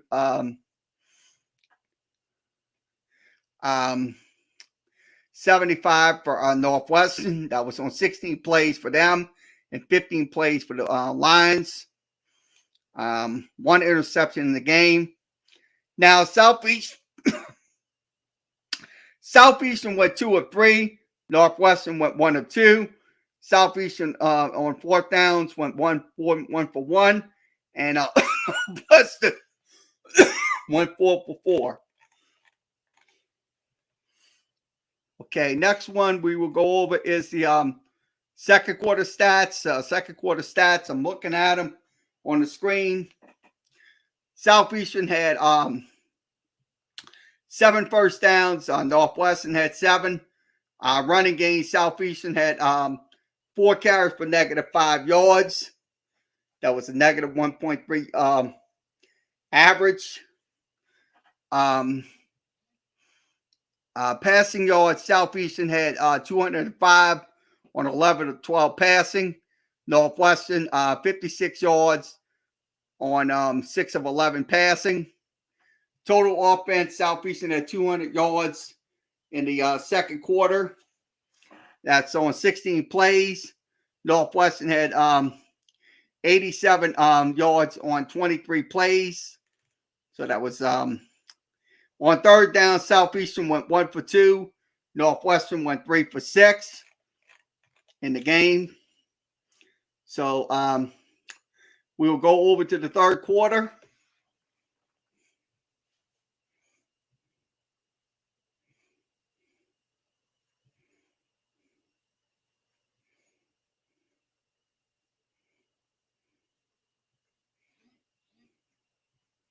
And give you the third quarter stats.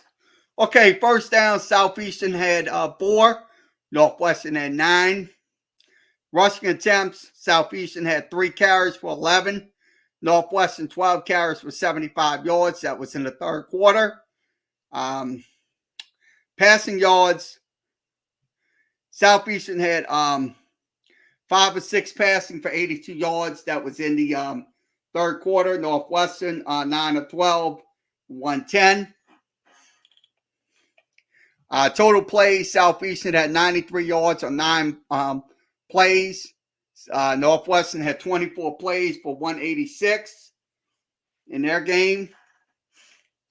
Third down conversion, Southeastern had 0. Northwestern had 2 of 3. Northwestern went 1 for 1 on fourth down efficiencies. Now we'll go through the fourth quarter stats.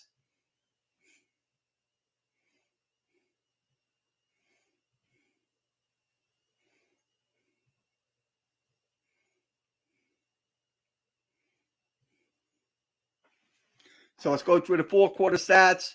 Southeastern had 6 first downs. Northwestern had 3. Rushing attempts, Southeastern had 14 carries for 89 yards. Northwestern had 7 carries for 31 yards, 4.4 yards per pop. Passing yards for Southeastern, 4-4 for 20. Northwestern 1 of 3 for 7 yards. Total plays, Southeastern had 109 yards on 18 plays. So that was on 18 plays in the fourth quarter. Fourth down, third down conversions. They went 2 of 3. Northwestern 0 of 3. Fourth down, Southeastern had 0 for 1 in the game. So let's go ahead and give you the player stats. I'll give you the player stats, and we will.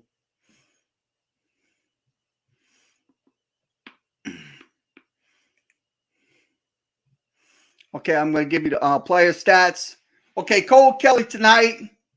Let me drop this down. I don't know why it's showing that screen.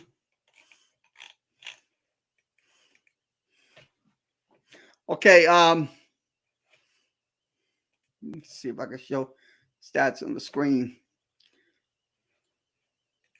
Okay, Cole Kelly, 19 of 22, 4 touchdowns, 2 sacks in the game. So he had 2 sacks. Johnson went 2 for 2. He had a quarterback rating of 217.6. The running game, Wilson had 9 carries for 54 yards. Jones had 10 carries for 47. Johnson had 3 carries for 40. So it was an average of 143. Now the receiving core, Mitchell had 5 catches for 84. Laverdane had 4 catches for 62. Carter had 3 catches for 60. Dingle had 2 catches for 60. Spurlock, 2 catches for 48. Givens, 3 catches for 40. Dawson, 3 catches for 40. Jones, 1 catch for about, Jones, 2 catches for 16. McGee, 1 catch for 4. Kovats, 1 catch for 3. And Bridges, 1 catch for 3 in the game tonight. So that is your individual stats. That is your Southeastern recap tonight. Final score: Southeastern wins 56-28. They will take on Nichols this Thursday night. That game will probably be on ESPN or ESPN Plus. We will have the game for you. If they do, on either of those platforms, we'll have the game for you next Thursday night.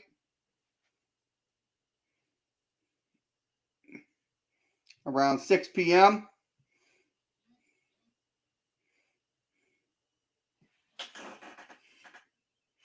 So let's go ahead and click this out, and we'll go over to the New Orleans Pelicans.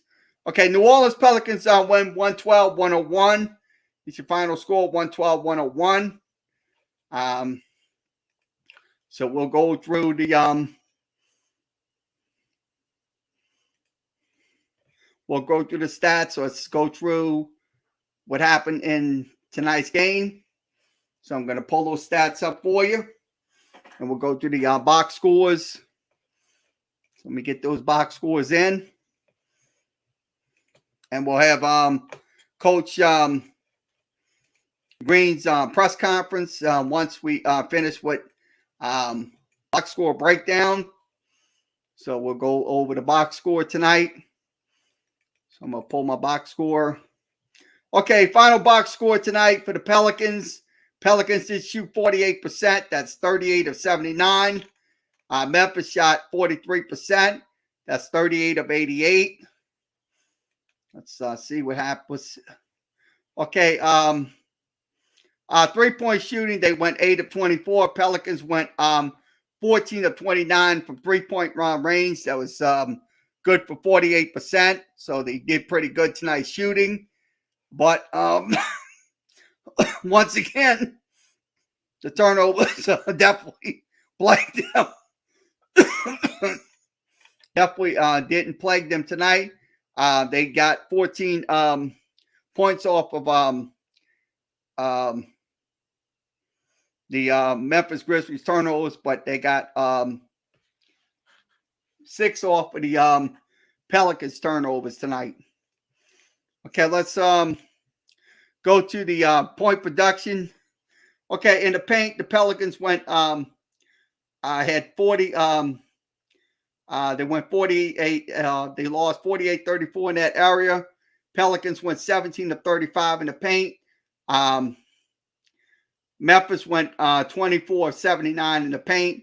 Also, second chance points. Pelicans only had 10. They went 2 of 9 in the second chance area. Memphis Grizzlies went 6 of 13. In the fast break point area, Pelicans went down 8-0. They went 0 for 1. And,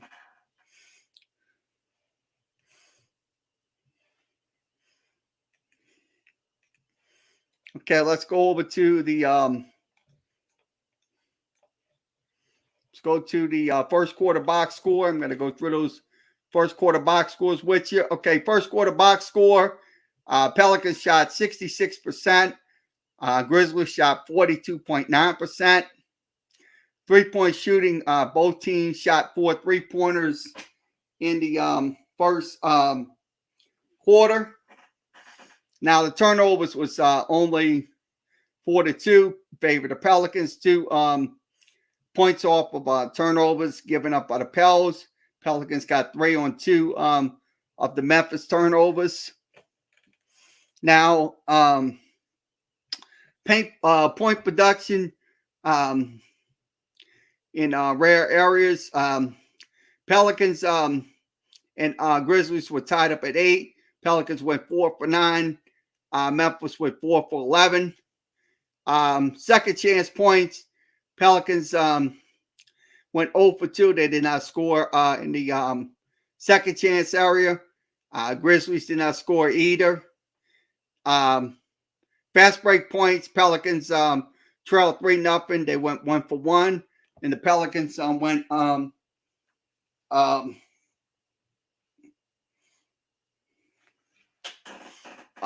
for 1. Now we'll move on to the second quarter. Okay.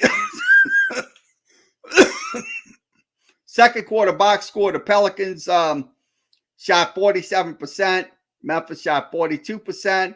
They went 5 for 10 from three-point range. That was good for 50%. They only had 3 turnovers in the second quarter. Now let's go over the points to the paint, second chance, and fast break. Points to the paint, Pelicans trailed 14-10. They went 5 for 8. Memphis went 7 for 14. Second chance points.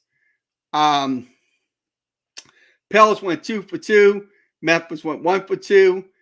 No fast break points were attempted by either team in the second quarter. Okay, first half, the Pelicans shot 56%. That was 22 of 39. They did shoot 60% from the 3-point range in the first half.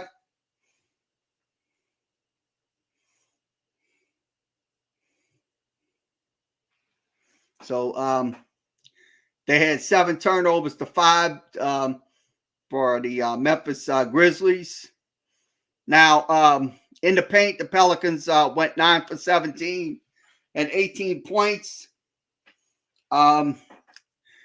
Grizzlies went 11 for 25.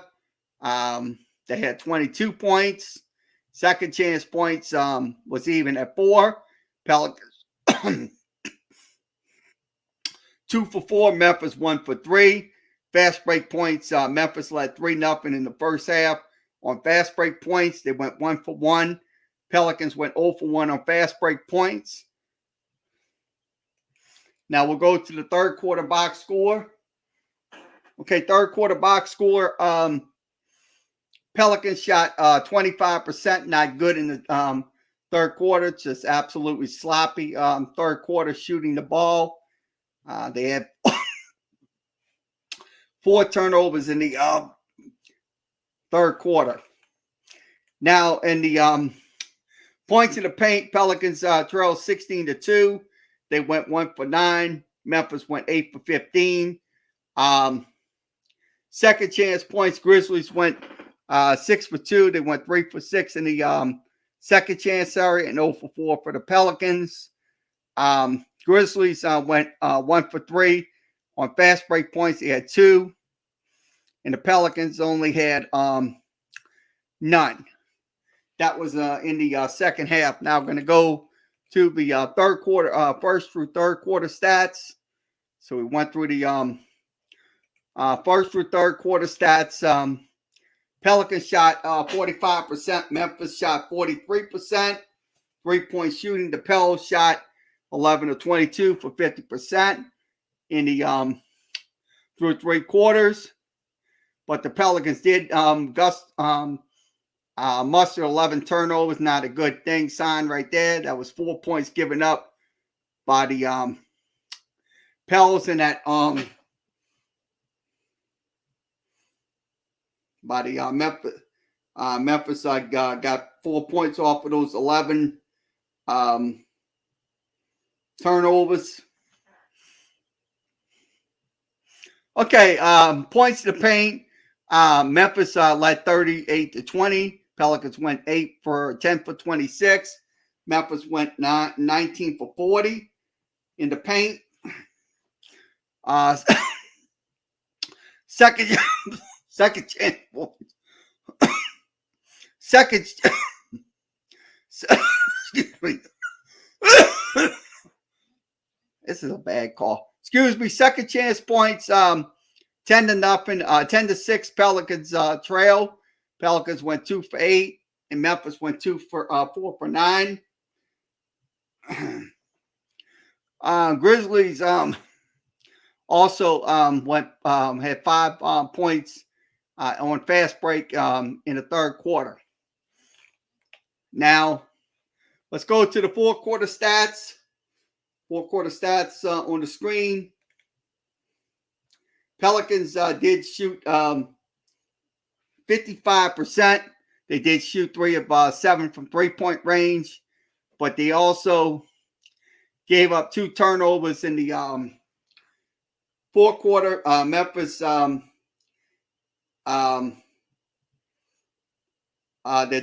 defense caused 4 turnovers against Memphis, got 6 points off of them. Okay, in the paint, Pelicans led 14-10. They went 7 for 9. Memphis went 5 for 9. They had 10 points. Second chance points, Grizzlies went 2 for 4. Pelicans went 0 for 1. And then fast break points, Pelicans trailed 3-0. They did not attempt fast break point scoring. So let's go to the final second half box score. Memphis did shoot 43%. The Pelicans shot 40%. 3-point shooting, the Pels were 5 for 14 for about 35%. The Grizzlies 4 for 14, 28%. Pelicans had 7 turnovers but gave up 4 points. Memphis had 4 turnovers. They gave up 6. Let's go ahead and give you the points in the paint. Pels trailed 26-16. They went 8 for 18 in that area. Grizzlies went 13 of 24. Let's see. Second chance points. Grizzlies led 13-6. Pelicans went 0 for 5 in the second chance points area. Grizzlies went 5 for 10. Now the Pels trailed 5-0 on fast break points. They did not get any fast break points in the fourth quarter. So let's go ahead and go over the individual stats with you. Okay, your leading double-digit scores. We'll highlight them for you. Okay, your double-digit scores tonight was Ingram, Valanciunas, Walker, Graham, and Jones. So that was your main scores tonight. That was 1, 2, 3, 4, 5 Pelicans players in double figures tonight for tonight's game. So that was now for the Memphis Grizzlies. Your main score was Brooks with 23, Adams with 15, Barr with 14, Jay Lamont with 22. Let's see, Kyle Anderson with 13 points tonight. So once again, your final score, Pelicans win 112-101 final score tonight. So we will go over to the Pelicans post-game press conference. We'll have Coach Will Green talking about tonight's game, and we'll wrap it up. We'll call it a night. So we'll go over to Will Green. Let's switch it in. Basketball, 29 assists, locked them up defensively. You started strong, and that really was a big key tonight. Would you call that pretty much a team effort? Yeah, most definitely. It's been building towards this. I think even last game we can see the player movement, ball movement, guys knocking down shots. It's a credit to our guys and everyone in our organization. We just stuck with it, and we got a long ways to go, but we're going to enjoy tonight. Being in the winner's circle for the first time in a while, but I'm proud of what we went out and accomplished tonight. You've really been talking about it the last couple of weeks with all those guys playing all those minutes and with roles they really weren't accustomed to. When Brandon came back tonight, it just seemed that everybody else was a little bit more relaxed. Would you agree with that? Absolutely. It's what guys like Brandon, they do that for your team. They elevate everyone in the sense that guys don't have to do more than what they're used to doing. And so everybody kind of was in their normal positions. And and they just played together. They played hard. They played together. Great game plan discipline, and we won. So it feels good to say that. Yeah, I think there were 17 assists on 22 made field goals in the first half. Just what do you think about, I guess, player movement, the ball movement, and how you guys played overall on the offensive end tonight? It's how we want to play. We want to be a team that has a 0.5 mentality. You catch it, you drive it, you shoot it, you pass it, and making quick decisions. I thought our guys did that for the most part, and we have to continue to do it together. That's who we're going to be as a team. That's what we've been building towards, and I think they're just starting to see it. And having results like tonight makes them believe in it even more. Yeah, and Josh had 11 of those assists. What do you think about the way he distributed the ball? Are you going to move the point guard full time or anything like that? Josh Hart has been huge for our team. Throughout everything we've gone through, he stepped up as a leader. In the locker room, off the floor, on the floor, whatever it is, he's totally bought in. And I'm proud to see him go out and play the way he is capable of. But I'm more proud of the fact that he's just stepping into his role as a leader this year. Yeah, I mean, you always talk about just looking forward to that next game, but is there any sense of relief just to finally get the losing streak over? What game? This is it. No, we're just going to enjoy tonight, and that's it. Stay in the present for a few hours. Tomorrow we'll start looking at film on Washington and go from there. But we're definitely going to enjoy this, and we'll just continue to build. It seemed like the rookies coming off the bench made a real big impact. What did you think of what they provided, and did you notice kind of the reaction to Herb making a couple of those threes in a row? How excited everybody was. Yeah, number one, I'm proud to see our guys step up. Herb, Trey, all the guys that contributed off the bench, and then even the guys that didn't play, Najee, Billy, Kyra, they were going crazy for the guys on the floor, and that's what it's about.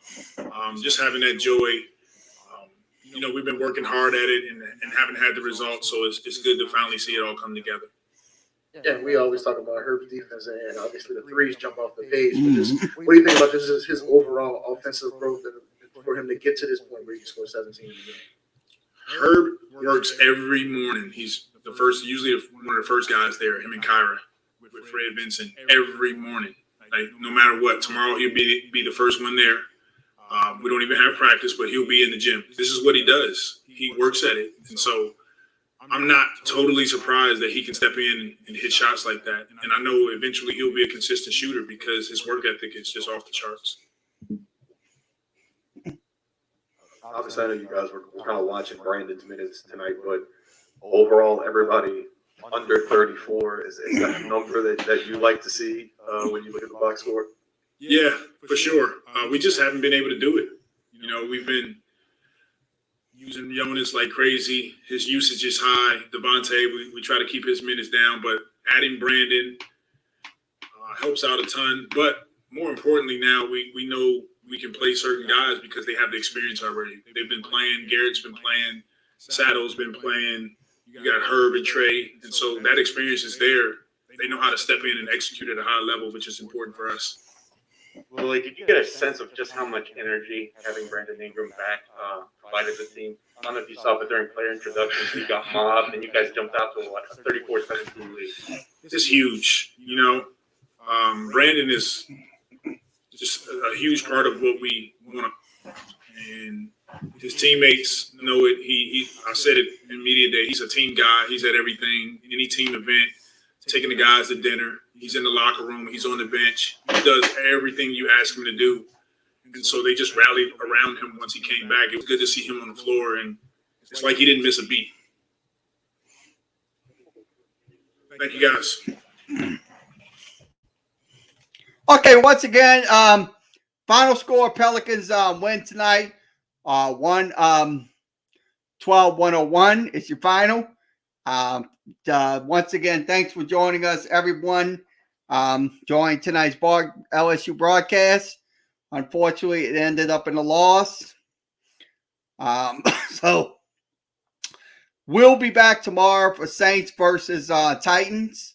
That game will begin at noon. We'll be back on the air on all 3 networks, so you don't have to worry. We will be back on. So everybody have a good rest of your Saturday evening.